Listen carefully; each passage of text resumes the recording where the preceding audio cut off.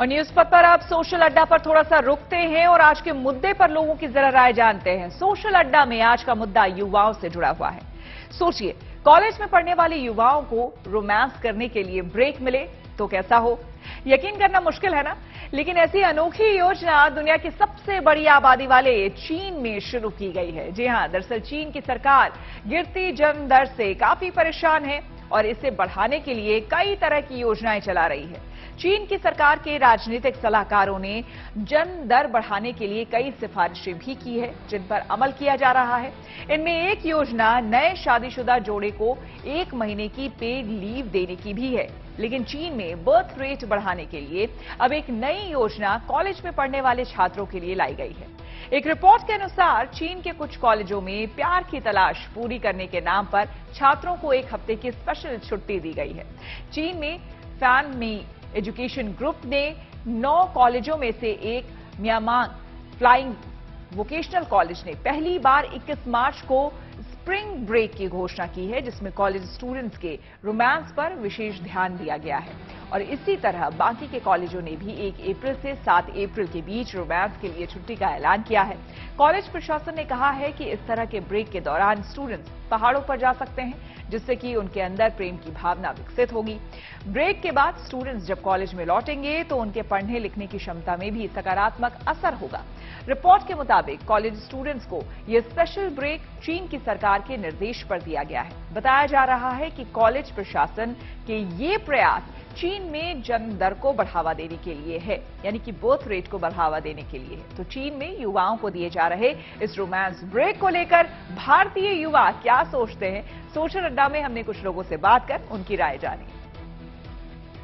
दुनिया भर में सबसे ज्यादा आबादी वाले देश चीन में बर्थ रेट इतनी गिर गई है कि अब सरकार ने तरह तरह की पहल करना शुरू कर दिया है। पहल भी कुछ इस तरह कि अगर आप वहां बच्चे पैदा करते हैं तो आपको कुछ बेनिफिट्स मिलते हैं। लेकिन अब इस कड़ी में एक नया फैसला लिया गया है। दरअसल कुछ चीनी कॉलेजों में बच्चों को स्प्रिंग मौसम में 1 हफ्ते की छुट्टी दी जाएगी। इस छुट्टी से वो प्रकृति के करीब जाएंगे। वहीं दुनिया भर में मीडिया इसे कुछ इस तरह से देख रही है कि ये बच्चों को प्यार करने के लिए दिए जाने वाला 1 हफ्ते का ऑफ होगा। इसे बच्चे कैसे देखते हैं, भारत में स्टूडेंट इस फैसले को कैसे देखते हैं, हम बच्चों से ही बात करेंगे। अच्छा ये बताइए, चीनी सरकार ने इस तरह का फैसला लिया है, कुछ कॉलेज में इसको इम्प्लीमेंट भी किया गया है, जहां 21 मार्च से बच्चों को छुट्टी भी दी गई और कॉलेजों में भी अब दी जाने लगी है। आप इस फैसले को कैसे देखती हैं एज ए स्टूडेंट? अगर इंडिया के पर्सपेक्टिव से देखें तो इंडिया में तो पॉपुलेशन वैसे ही बहुत ज़्यादा है, तो सबसे पहले इंडिया में जॉब्स अगर हों तो पॉपुलेशन ज़्यादा होने का फ़ायदा है। लेकिन आजकल यहाँ पर बच्चे जो हैं वो स्कूल से ही इंडिया में अपना पार्टनर ढूंढना स्टार्ट कर देते हैं।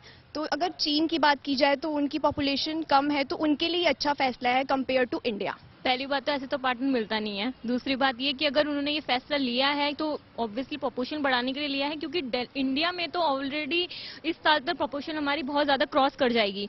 तो मे बी उनको कंपटीशन भी होगा और स्टेट से कि हमारा और कंट्री से भी कि हमारी पॉपुलेशन और ज़्यादा होनी चाहिए। तो उन्होंने मे बी यंगस्टर्स को इसके लिए चुना। मे बी वो मैरिड कपल्स को भी चुन सकते थे, बट यंगस्टर्स को उस पर चुनना क्योंकि उनको लगा कि फनी वो थोड़े होते हैं कि स्कूल टाइम से इन चीज़ों के बारे में सोचते हैं, तो उनके लिए एक टाइम भी होगा कि इस चीज़ पे वो जाएं और इस चीज के बारे में सोचें और इजीली हमारी पॉपुलेशन इस पे बढ़ सकती है। तो मुझे ये इनका लग रहा है।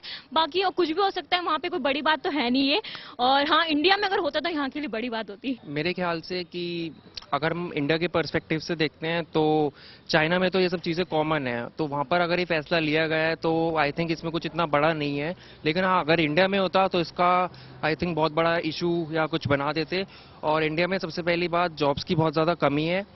इंडिया में अगर ये डिसीजन लिया जाता सो आई थिंक ये वर्कआउट नहीं करता, इसके लोग अगेंस्ट होते। और जैसे कि हमारी यहाँ पर थोड़ी मेंटालिटी भी इंडियंस की थोड़ी वैसी रहती है, सो और पहले से यहाँ पर बाय स्कूल से ही लोग अपना पार्टनर ढूंढने लगते हैं, जो आजकल की यंग जनरेशन कर रही है।